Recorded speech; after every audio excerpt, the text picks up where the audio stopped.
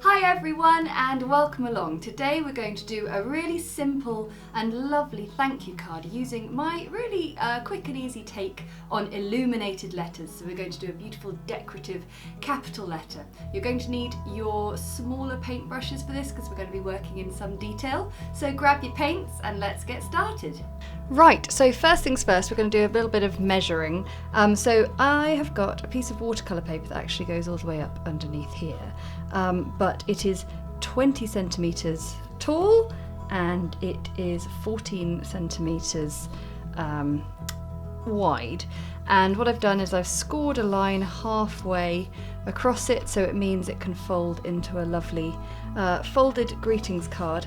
Then what I've done on the front area here, which is where we're going to be painting, we need to just do a little bit of marking out. So I've chosen a line to be my baseline, and the first thing we're going to do is establish some sort of grid lines, I suppose, for the thickness of our letters. So you can see I've got 1, 2, 3 centimetres here, and I need all 3 lines marked out. So I'm just using my pencil to mark out those pointers on the card.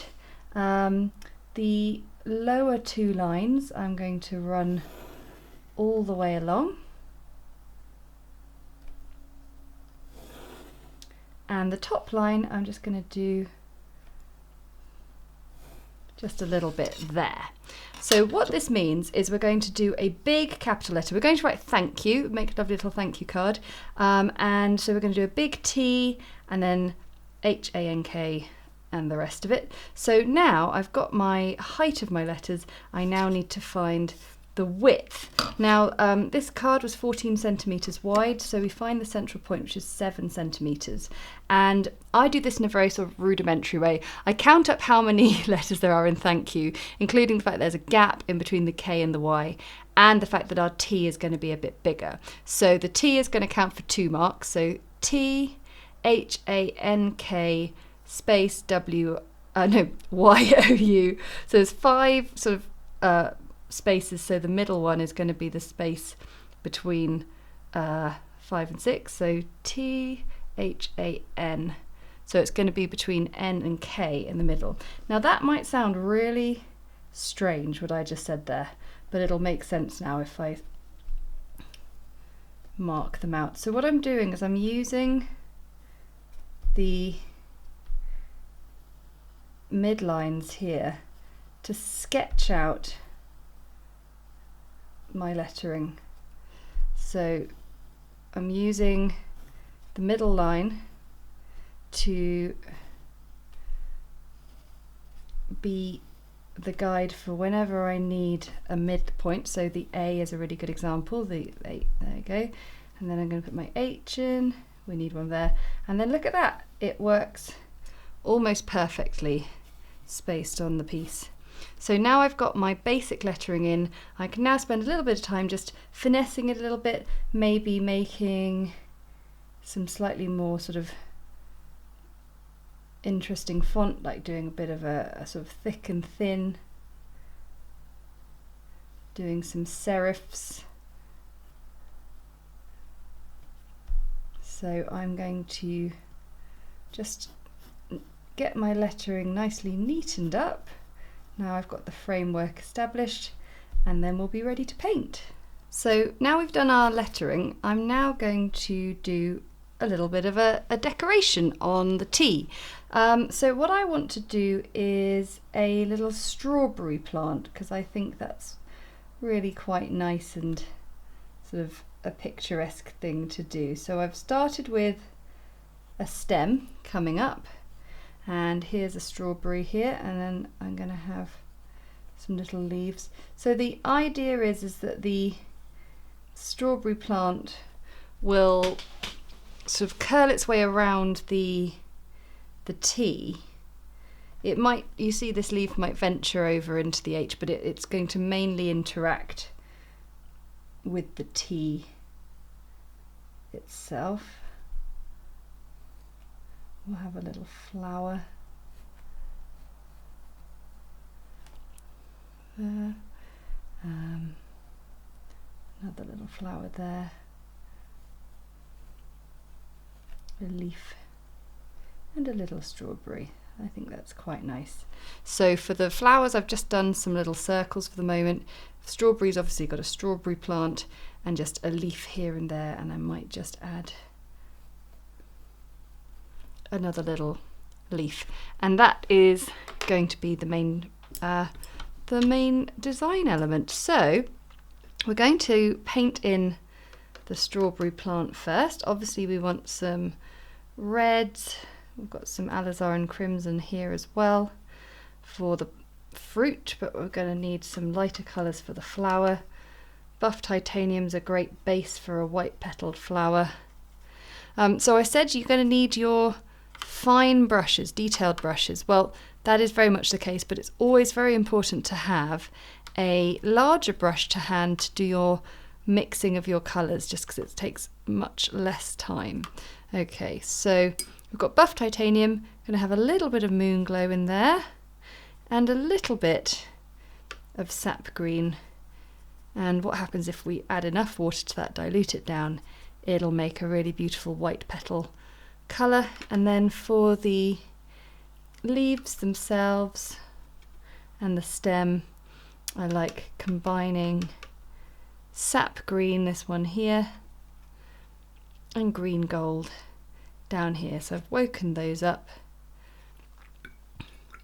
and now it's time to use my little set of miniature brushes. So I sell these 3 in my shop. We've got a 0 in the middle, 2/10, 4/10. 4/10 is the smallest, and yeah, they're a really fantastic little set. I mean, I love painting miniatures. I just love it so much. So this is my favourite kind of thing to paint. Okay, so with the size 0, I'm going to begin with this big strawberry here, painting in an outline of fairly wet cadmium red.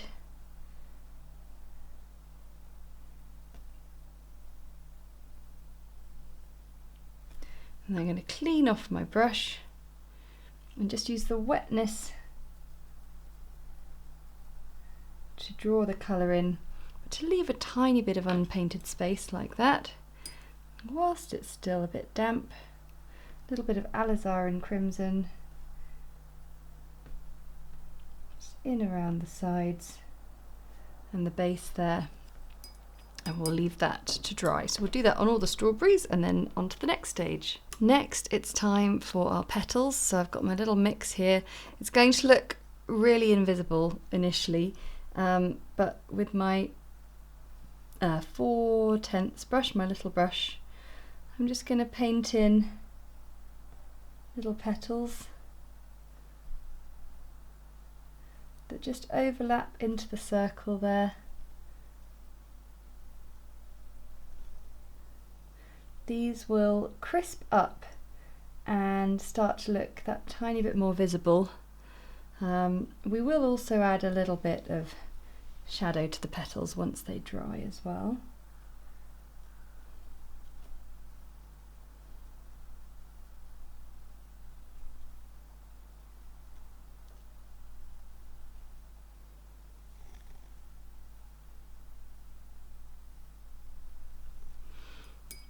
And then whilst that's drying, we'll paint in the leaves. Now I have drawn a sort of pencil leaf shape, but I'm going to show you how I paint the leaves regardless of that shape. So I've got green gold, quite wet green gold on my 2/10 brush, and I'm going to do a central line, and then I'm going to do some more little lines just to create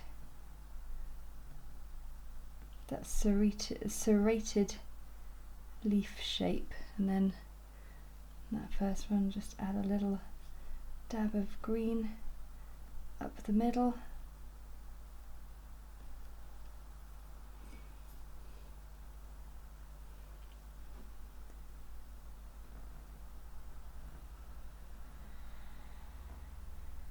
So I'm planning on painting the tea in quite a dark, sort of almost like a dark grey green, which will be quite concentrate and will really show up over the top of the plant. So I'm not sort of, even if I hadn't quite decided yet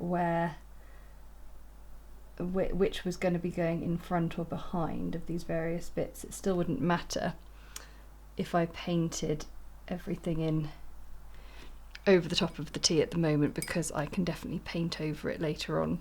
But do have a think about that. The sort of lightness or darkness of your lettering colour will have an effect on what can show up on top of it or underneath it.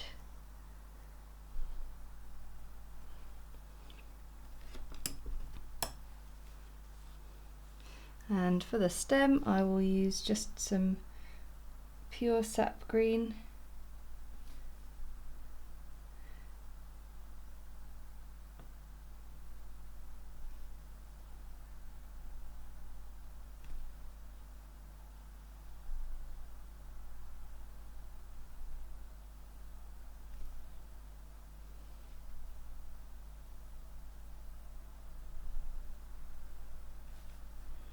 And that little petal, well, not quite dry yet, so a little bit of a bleed, but that's okay. It'll probably look quite fun actually. So we're going to let that all dry, because that's the basic washes of that all painted in. And now let's mix up the colour for our lettering. So we want a nice contrast, so I'm going to use some of these lovely dark tones in my palette. Paynes Grey is always a great colour to rely on.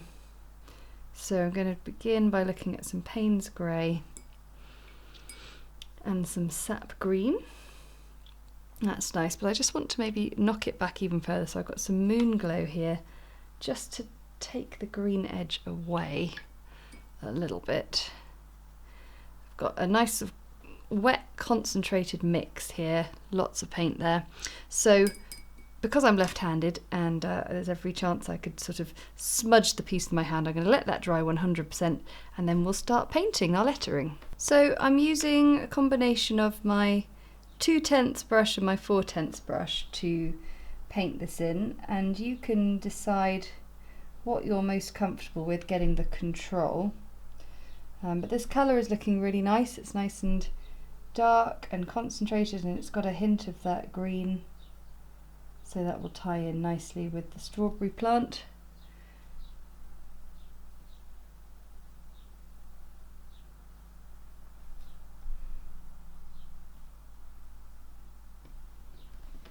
So we're now getting to the point where we're going to have a little interaction with our strawberry plant. So just make sure that if there's any layering you need to do, as if your lettering colour is actually going to go over the top of any of the strawberry plant painting, that your colour is nice and concentrated, and yeah, that it's showing up nicely over the top.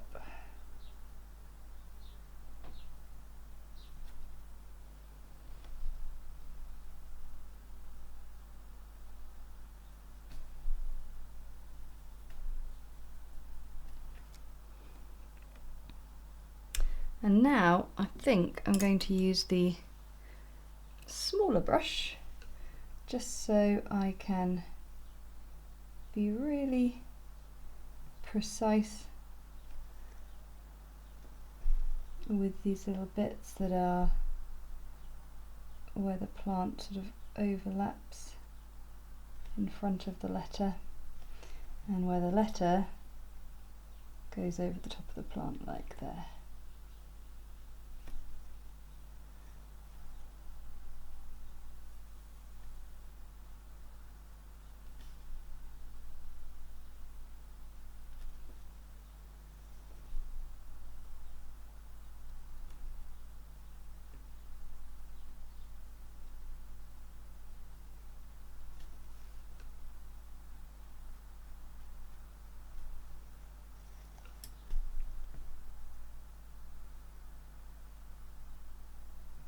It's ended up being quite a similar colour to the stalk, but not exactly the same, so we can just about get away with that.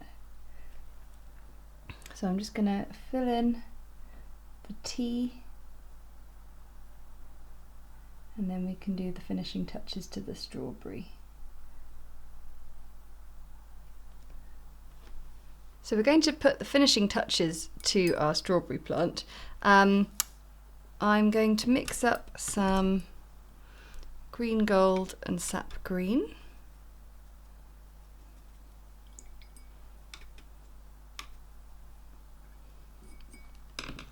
And I'm going to place in some sepals,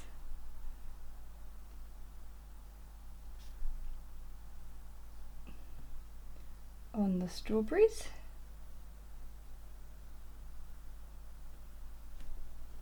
I'm also just going to add a few little extra little leaves.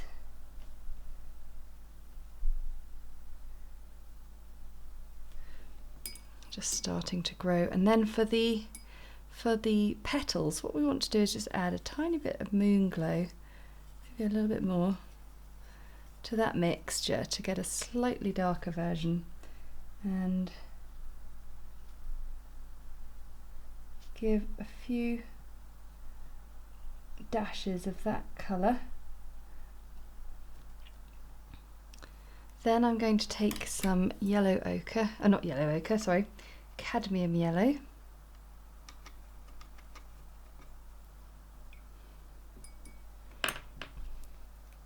And I'm going to place dots of cadmium yellow, and you'll see they'll sort of bleed out a little bit into that shadow, which is quite fun. Whilst those dry, we're going to add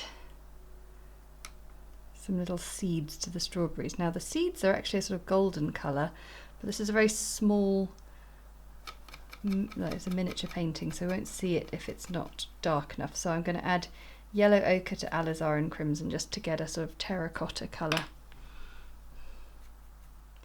Maybe just add a little bit more alizarin crimson there.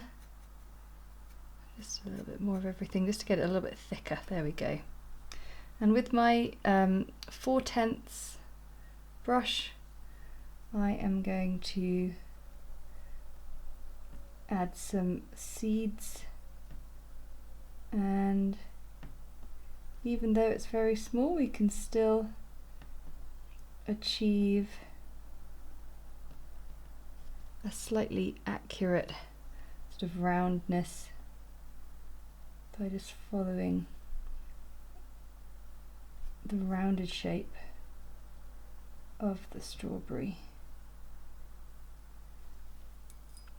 So we're going to have one last wait for everything to dry, and then some last little details, and we're done. At this point I rubbed out the pencil, and now it's just a case of adding a few little low lights. So I've got some of this, the lettering colour, and with my 4/10 brush I'm going to add a little bit of the darker tone to the leaves.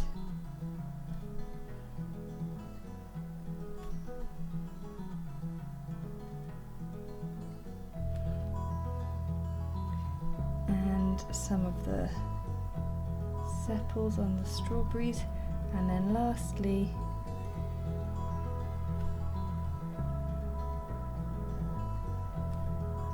just to the sort of bottom half of the flowers there. And there you have a lovely little thank you card with a simple illuminated letter.